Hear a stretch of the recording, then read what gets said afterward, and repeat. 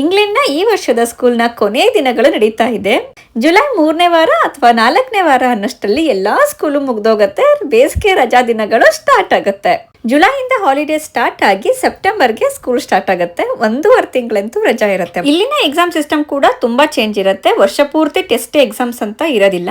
ವರ್ಷದ ಕೊನೆಯ ದಿನಗಳಲ್ಲಿ ಅಂದ್ರೆ ಇನ್ನೇನ್ ರಜಾ ಸ್ಟಾರ್ಟ್ ಆಗೋದಕ್ಕೆ 1 ತಿಂಗಳು ಇರ್ಬೇಕಾದ್ರೆ ಎಕ್ಸಾಮ್ ಸ್ಟಾರ್ಟ್ ಆಗುತ್ತೆ. ಅದು ಕೂಡ ಫಸ್ಟ್ ಸ್ಟ್ಯಾಂಡರ್ಡ್ ಮಕ್ಕಳಿಂದ ಸ್ಟಾರ್ಟ್ ಆಗುತ್ತೆ. ಅದು ಕೂಡ 2 ಸಬ್ಜೆಕ್ಟ್, ಇಂಗ್ಲಿಷ್ ಮತ್ತೆ ಮ್ಯಾಥ್ಸ್.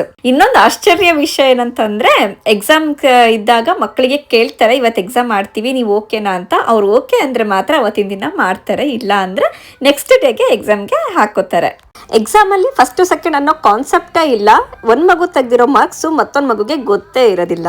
ಎಕ್ಸಾಮ್ ಆಗಿದ ತಕ್ಷಣ ಸ್ಕೂಲಲ್ಲಿ ಸ್ಪೋರ್ಟ್ಸ್ ಡೇ ಇರುತ್ತೆ. ಬರೀ ಮಕ್ಕಳಿಗೆ ಎಲ್ಲ, ಅಮ್ಮಂದ್ರಿಗೂ ರನ್ನಿಂಗ್ ರೇಸ್ ಇರುತ್ತೆ, ಅಪ್ಪಂದ್ರಿಗೂ ರನ್ನಿಂಗ್ ರೇಸ್ ಇರುತ್ತೆ, ಕೊನೆಯದಾಗಿ ಟೀಚರ್ಸ್ಗೂ ರನ್ನಿಂಗ್ ರೇಸ್ ಇರುತ್ತೆ. ಹಾಗೆ ಇಲ್ಲಿ ಸ್ಪೋರ್ಟ್ಸ್ ಡೇ ಮಾಡೋದು ಮಕ್ಕಳು ಖುಷಿಗೆ. ಯಾವುದೇ ಕಾಂಪಿಟೇಷನ್ ಅಂತ ಇರೋದಿಲ್ಲ, ಫಸ್ಟ್ ಸೆಕೆಂಡ್ ಪ್ರೈಸ್ ಅಂತೂ ಕೊಡೋದಿಲ್ಲ. ಬದಲಾಗಿ ಎಲ್ಲಾ ಮಕ್ಕಳಿಗೂ ವಿನ್ನರ್ಸ್ ಅಂತ ಹೇಳಿ ಸ್ಟಿಕ್ಕರ್ಸ್ ಕೊಡ್ತಾರೆ. ಬರೀ ದೊಡ್ಡ ಮಕ್ಕಳಿಗೆ ಸ್ಪೋರ್ಟ್ಸ್ ಡೇ ಅಂತ ಇರೋದಿಲ್ಲ, ನರ್ಸರಿ ಮಕ್ಕಳಿಗೂ ಕೂಡ ಸ್ಪೋರ್ಟ್ಸ್ ಡೇ ಇರುತ್ತೆ.